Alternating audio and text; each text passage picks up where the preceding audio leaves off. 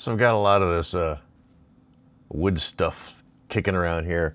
So one of the biggest things I've got to do now that I've got all of it from the 3 different places that we've ordered all in one place and not in boxes anymore, I got to go and identify which one goes to which instrument. So like, for example, this one here, I've got this spreadsheet right here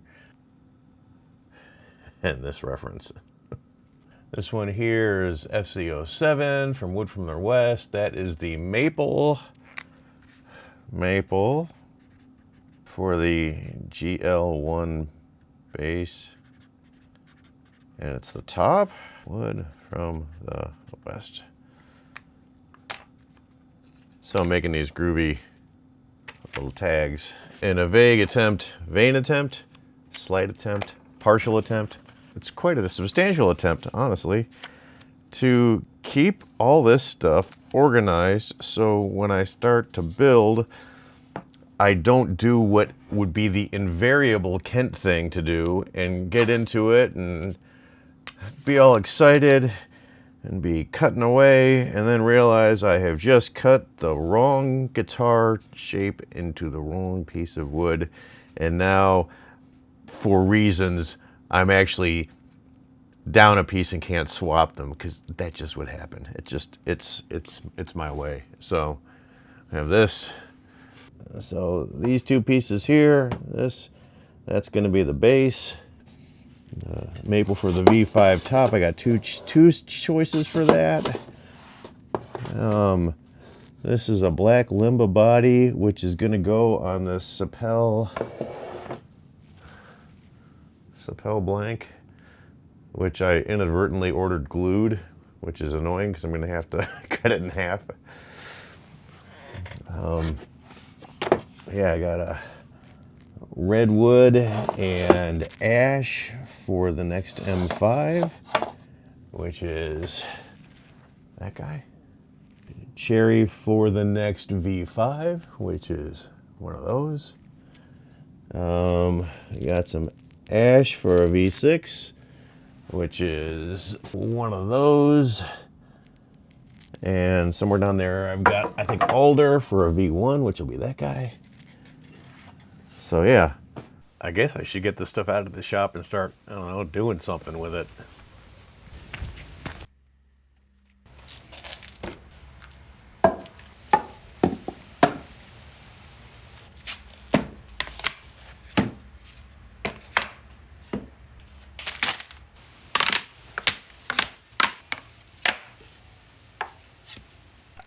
So, it's time to start building some damn guitars. We have all these designs. Our goal is to make at least one of each so we can take them to guitar shows, sell them to you guys. And for whatever reason, I have just been totally like, I keep having a reason. Oh, I need another jig. Oh, I need another this. Oh, I need another that. I keep pushing it off. Some of it's been for a good reason. We just literally 3 days ago got the last piece of repair work we had to get done in the house. They finally put a roof on both the house and the shop here, so now no more water leaks, so I don't have to be so panicky about where I put my tools when I'm done. I mean, but of course I put them away, clean and everything, right? As we all do. I'm gonna start by resawing and milling down all the body wood.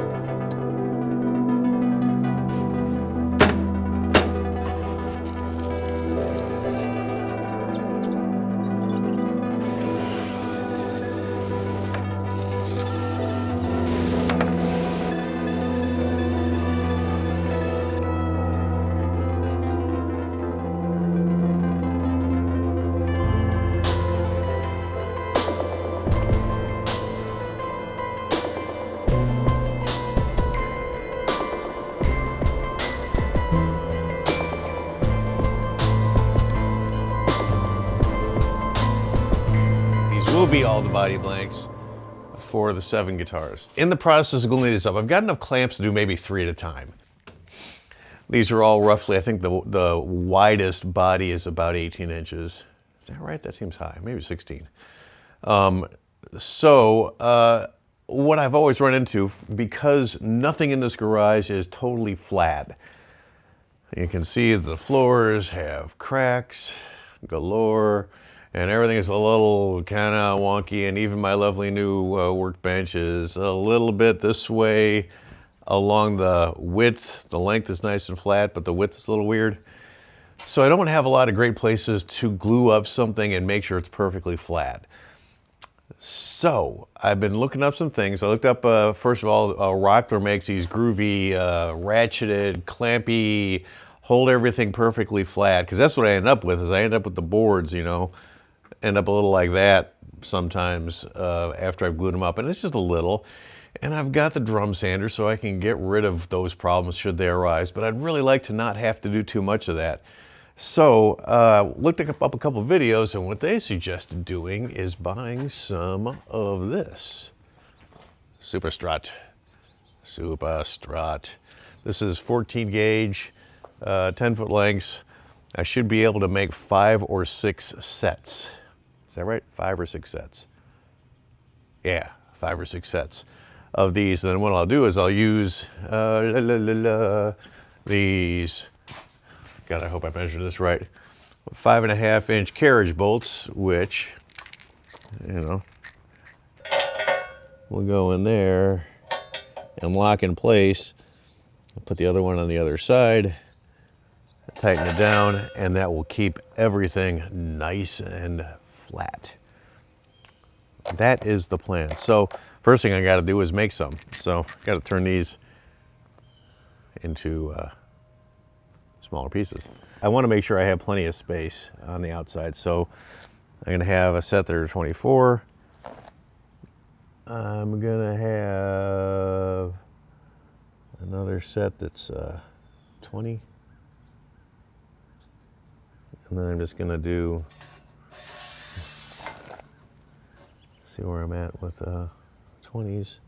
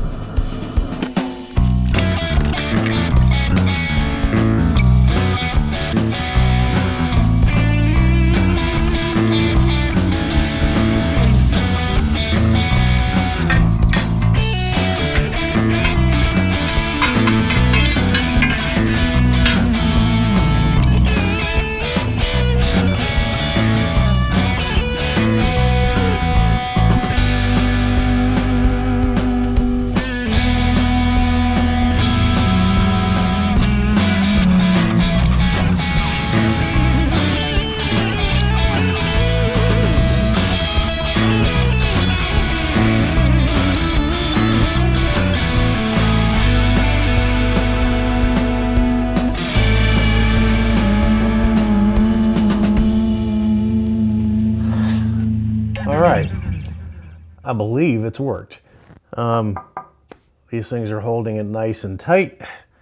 There's no ridge that I can feel on either of them, which means of course there is, but I can't find it. So if this works, I might buy another one of these struts and chop it up and have another set or two, though I am kind of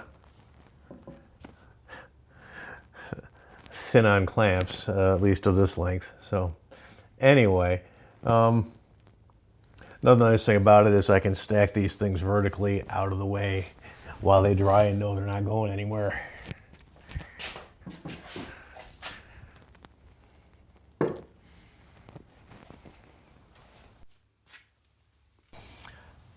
I wanted to talk about something that I think is kind of important to talk about. A lot of the videos that we make and most folks make show you these great processes, and hopefully you learn something, and in the end there's a guitar and everybody's happy. What I want to talk about is the number of times that doesn't work. All this stuff here, and this is, I'm going to say, half or a third of the actual issue, are all unusable pieces of whatever. So I was making a whole bunch of these templates, okay, neck templates, and realized we wanted to change the design up, and that's a big part of it about why these things have to be remade or whatever. Is you use the one, you test it out, you determine it could be better, and so you ditch that plan to come up with a new one. That's what a lot of this is. So originally I was doing a very, very narrow neck, more like narrowest fender at the nut, and while we will still use that, and I still have a template to do that, I don't really like it that much. My hands are too beefy, and you know, I like the wider feel of the neck. So we wanted to make a wide version of that neck, which meant, okay, well now if I'm making a wide version of the neck, I've got to make a wide version of the neck pocket templates, and it escalates. So anyway, so I've got these that didn't work. One of the problems that I ran into, and I'm trying to find one that can really illustrate it well. I think this one does. Hopefully you can see that, if I put it this way.